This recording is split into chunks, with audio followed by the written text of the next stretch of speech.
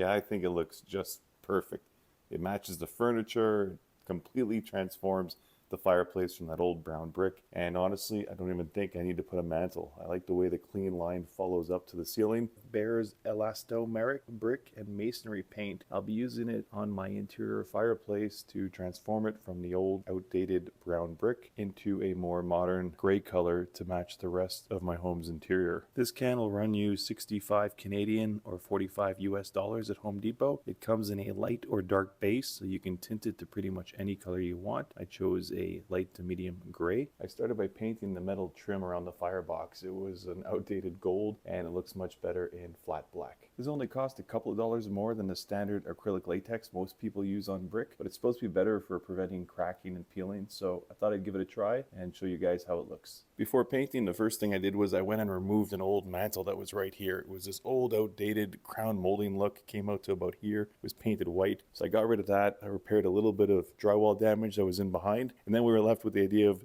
do we restone the whole thing from floor to ceiling with a more modern stone, or let's give the paint a try first. Paint the brick something that matches the walls, a different tone of gray, and maybe that on its own will look nice and modern and sleek, and we won't need to do anything else. Maybe add a new mantle, something more modern, but hopefully let's see what the paint looks like on its own, and we might be able to just leave it at that. This is pretty simple work. You just need your can of paint and a brush. Before painting, put down some paper, and with a dry brush, just brush over your brick, wipe it down, and vacuum up any dust or dirt that falls off. I also took one extra step of taping off the wall where it meets the brick, and I got lucky where the brick meets the floor. There was a bit of a gap, so I was able to slide the tape right underneath, so I'm able to paint the entire brick right down to the floor without getting any paint onto the hardwood. First impressions, it's a lot thicker than the acrylic latex I've used in the past. Alright, let's apply this to the brick and get our first impressions. Definitely thicker than most paints I'm used to using, but hopefully that means there'll be less drippage.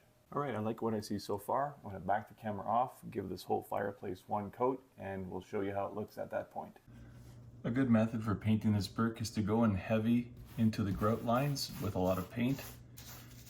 Make sure the paint finds its way into all those little cracks and crevices, and then use the excess paint that's bleeding out of those grout lines and dripping onto the brick to paint the surfaces of the brick. And if you need to get a little bit more paint onto the surface of the brick, then you can lightly dab some onto your brush, but get most of it from the grout lines. That way you don't run the risk of having too much paint oozing and dripping down your brick.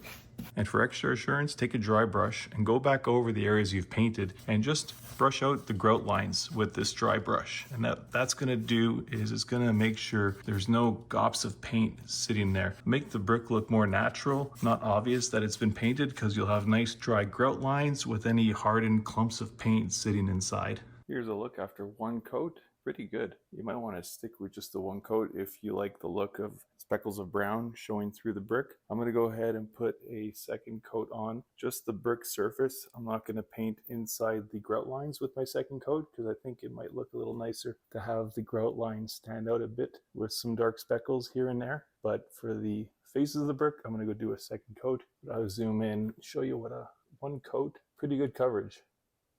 Alright, before I go and zoom in and show you what that final coat looks like, if you found this video useful at all, please leave it a like, and definitely, if you tried painting the fireplace yourself, especially if you use the same elastomeric paint from Behr that I did, definitely leave me a comment. I love reading them. I'll make sure to reply. The likes and the comments mean a lot, and they help a lot too.